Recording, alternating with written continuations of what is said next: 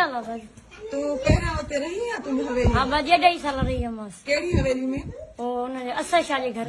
त छा कमु कंदी आहे भाजी पोचियूं ॿारहं कराईंदी ऐं ज़ोर बोर ॼाराईंदी हा हर कमु कराईंदी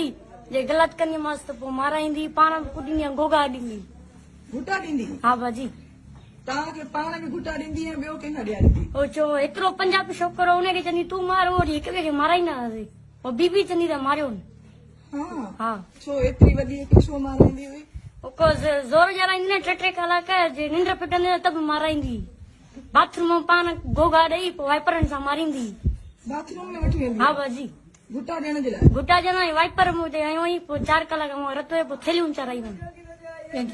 बीमार रहंदी आहे छा मूंखे मूंखे तोखे हा न एॾी तिखी आहे तबियत हा भाजी पोइ तव्हां कंहिंखे शिकायत कई पंहिंजे घर वारनि खे या कंहिंखे त मूंसां एॾो त ज़ुल्म भाजी चवंदी मुंहिंजी ससु अचे या मुंहिंजो पीउ अचे त पासो करे वञो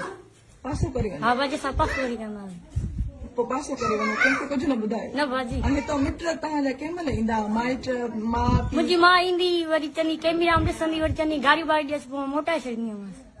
हा तूं चवंदी मत ॻाल्हाइनि हा न कंहिंखे दा अञा हिकलो न हा राति ॾींहुं घणो रहंदी ॾींदा आहे महीनो भेनू 4000 ॾींदा तोखे हा 4000 4000 2.5 साल कमु कयसि 2.5 साल कमु कयो पोइ छॾी छो भाजी राति ते इलाही मारियो हुई न वरी आख़िर ते हिकु लत बि ईअं हिते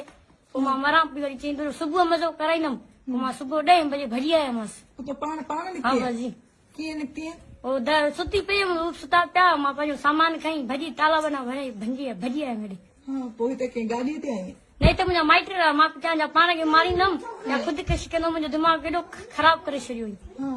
माने एॾी तव्हांखे मतिलबु धक्का हा ऐं इहा ज़ुल्म फीस कयईं। न थींदी आहे दवाउनि जी हा। इहा हराई ऐं सॼी पोइ मूंखे सही राति निंड कान आई वरी कली चरई इहा तव्हां मथां वाराई आहे हा ने बीबी पाण हरी बिलीज हा या हो न थींदी आहे फीस न थींदी आहे फिकी हा, हा। उहा हराई ॿुध भला इहा पाण बीमार रहंदी आहे छा बीबी न सही हूंदी आहे दिमाग़ी तवाज़ुन सही अथसि सफ़ा सही आहे पोइ बि एॾो माना ॿियो जेको छोकिरो हो हुन सां बि ईअं विढ़दी हुई उन सां बि ईअं विढ़ंदी माना सभिनी सां जेको रवैयो सो सही न हो सभिनी सां। तुंहिंजी माना छा चाहे पई त मां पाण खे न त मारे छॾींदमि त हा रहंदमि बाजी मूंखे ईअं सफ़ा करे छॾी मूंखे सफ़ा कमज़ोर करे छॾी कोसा पाणी पियाईंदी कोसा टैंकी जा न थींदा आहिनि बाजी हा। उहे कोसा पाणी हा बाजी गरम टैंकी पोइ तव्हां हुनजे मुड़ुस खे कॾहिं चयो उहो बाजी मदीनी हलियो वियो मदीने हले हा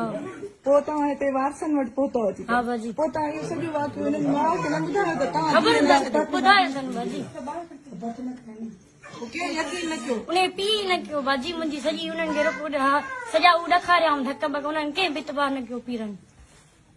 ऐं हिननि तव्हांजे माइटनि बि न कयो एतबार मुंहिंजी मां कयो हा। पर हे न पिया कनि चइबा तूं कोट दी हाणे बीबी खे